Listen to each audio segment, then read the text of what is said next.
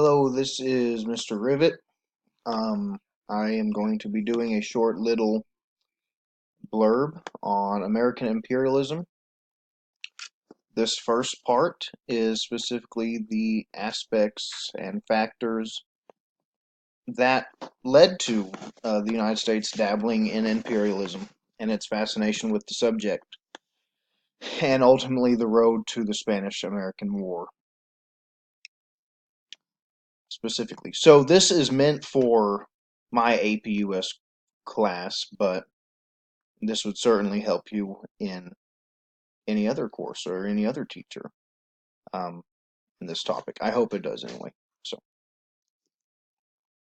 some things we'll need to keep in mind and consider throughout this are, is what motivated America's new imperialism? What had changed in the mind and political ideologies of Americans to want them to go past their Atlantic and Pacific borders, something they had cherished for so long, that manifest destiny meant to the Pacific and no further. What had changed since then? And what were some causes and the ultimate, the epitome of this new imperialism, the Spanish American War? What were some of the long term and obvious causes and some of the flashpoint, maybe not so obvious causes, um, and things that led to the Spanish American War?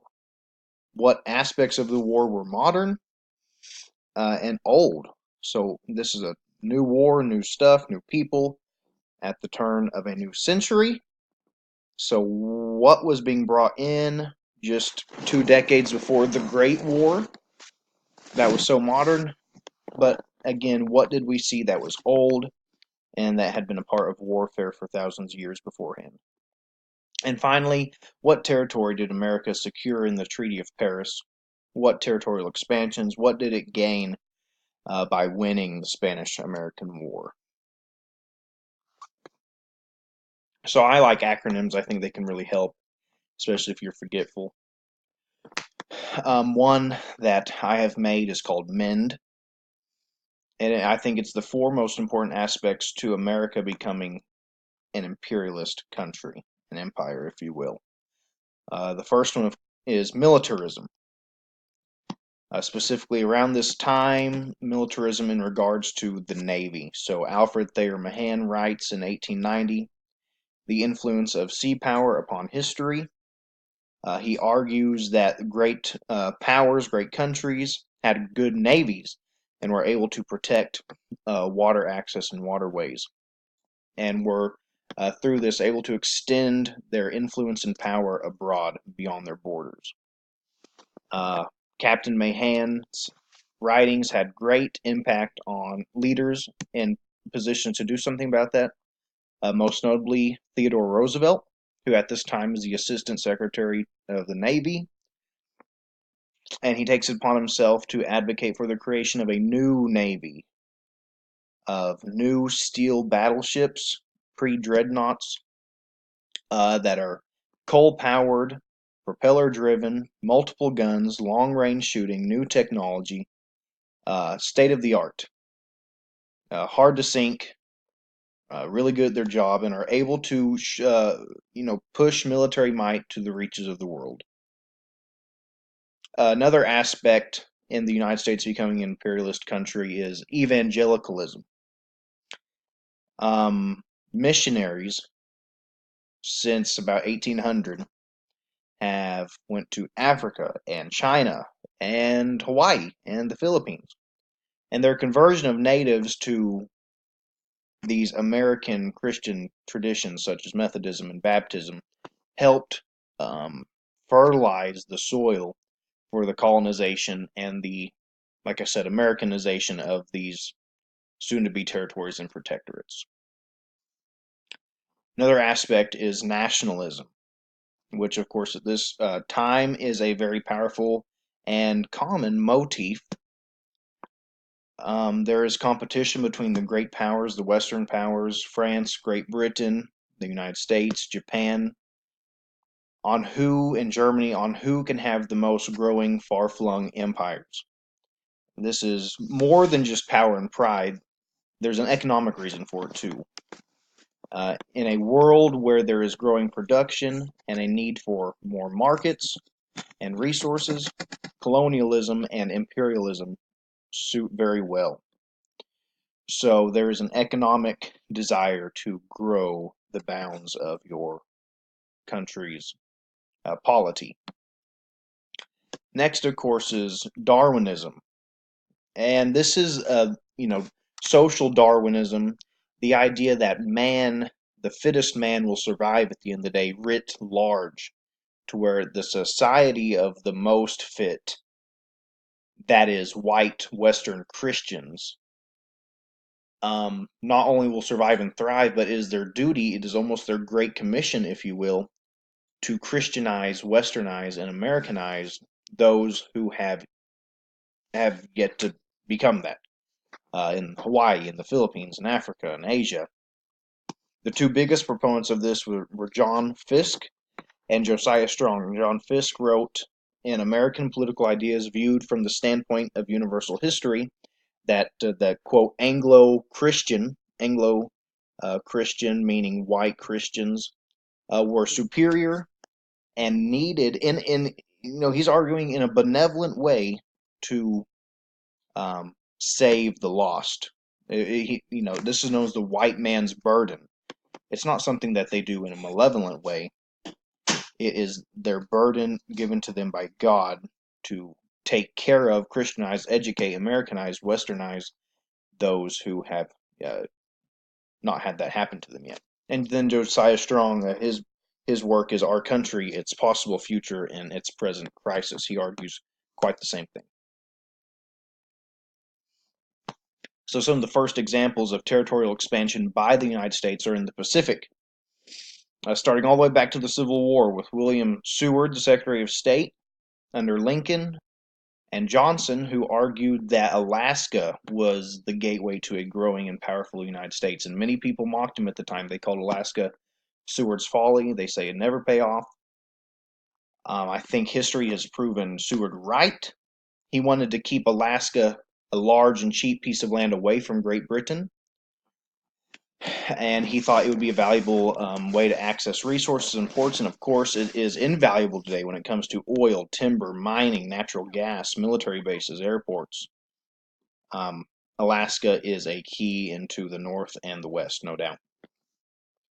Next, probably one of the most important and contentious is Samoa in the South Pacific. In 1878, we worked out a treaty with the Samoans to have a naval base at Pago Pago.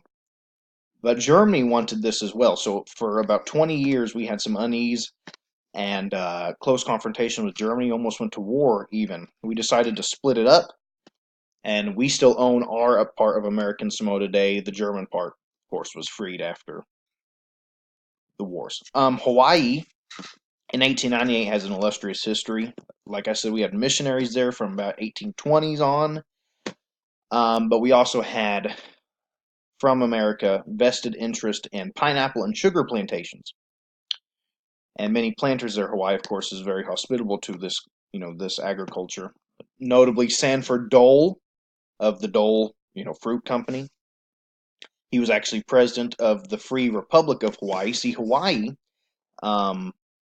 wanted to become a state after 1890, after the McKinley Tariff, which raised the tariffs on sugar, which affected Hawaii and the many planters there. So they attempted a coup, and it was somewhat successful, but they didn't get to become a state. But they did overthrow Queen Liliuokalani and establish the Republic of Hawaii. They would have to wait a decade to become a state, however. But out of this, we got the naval base in Pearl Harbor, which is incredibly influential and powerful, and has played a role in history, of course, that does not need explanation. So, what were the steps in the wind-up to the epitome, the ultimate point of American imperialism being the Spanish-American War? So first, of course, a very real thing. Of course, we debate today, how much Americans seriously supported Cuban liberation, Cuba Libre. But there certainly was American sympathy, of course. A people who were burdened by a dictator who wanted to be free, much like us in 1776, who had a despot governor, Valeriano the Butcher, Valer Nicolau, um, called the Butcher for some of the very nasty, literally, butchering humans. Concentration camps, Suri Concentrado, um, of the, insurrectos, the people who were fighting against this despotic regime. And for some time, this wasn't just thrust on McKinley. So the Cleveland and Harrison administrations dealt with this. Cleveland actually got the furthest, but Spain at the end said, we don't want to, he said, if you'll just basically give Spain autonomy, we'll leave you alone, you leave them alone. But they said no. Americans at home aren't really being helped by the fake news of the day, yellow journalism, being pushed by William Randolph Hearst in his New York Journal and Joseph Pulitzer, very well-known name, in New York World. Hearst says, you give me the picture, you give me the story, and, I'll make the news. Well, of course, a little truth here, a lot of fake news here. You get people riled up, you want them to go to war. The Dupuy de Lome affair, the Spanish ambassador to the U.S., he had a memo, a letter that he wrote to a friend in Havana leaked. He was very critical of McKinley, let's just say that. He resigned. It was a really ugly thing, really kind of embarrassing ordeal, and didn't help the situation at all. And most famously, the explosion of the USS Maine, a battleship that had been sent there to protect visibly and forcibly, if needed, American lives and interest. It would be 100 years later that we find out that it was actually an accident, an explosion of a powder magazine, and not a Spanish torpedo or bomb. And it leads to war, of course. All those things lead to the inevitable. One of its biggest supporters, Secretary of State John Hay, called it a splendid little war, which is very odd to think about. This great romanticization of war at the time. Remember, we had not been in any major conflict since the Civil War. And so, without that, it becomes romanticized to a bit. But by all military means, it really was a very good war for America. We got a lot out of it, and we lost very little because of it. So, in the Philippines, Admiral George Dewey, leading the Asiatic Squadron from Hong Kong, takes Manila handily, destroying the old, dilapidated Spanish fleet there. He is without a significant landing force, so he has to wait for Marines, who do land later, about a month later, and get the Spanish to surrender. They are helped by Emilio Aguinaldo, who we'll talk about later, and his resistance. And German and British consider actually helping the Spanish for some time. Guam is taken on the shot. In fact, the people at Guam didn't even know Spain was at war. Puerto Rico, much the same thing at Cuba. Forces are leaving Tampa. A Spanish armada is destroyed at Santiago, totally obliterated. You know about the first volunteer cavalry under Leonard Wood and Theodore Roosevelt, the Rough Riders, who played important roles at the battles of El Caney, San Juan Hill, and Kettle Hill. There are modern guns, bolt-action guns, smokeless powder, new medicines, but most people died of disease. This is not new in warfare, of course. And some of the tactics were old too, charging up hills, not really adapting to the new technology. So the Treaty of Paris, like I said, 60,000 Spanish dead, only 5,000 Americans dead. Americans lost very little as far as material to ships and whatnot. Spain sues for peace in the Treaty of Paris. The U.S. pays $20 million, but they get Cuba, Puerto Rico, Guam, and the Philippines. This is the end of the Spanish Empire and the beginning of a U.S. world power empire. So, in the U.S. later will take Wake Island and American Samoa, like we talked about. And anti-imperialists are really bipartisan, but mostly Democrats and populists. They stress the hypocrisy of colonizing a new and freed land and people for a place that claims, to support independence. William Jennings Bryan is one of the leaders in the fight. He said that these new territories would be hard to defend, there would be civil war, it would add to the racial problems, and ultimately undermine democracy and republicanism.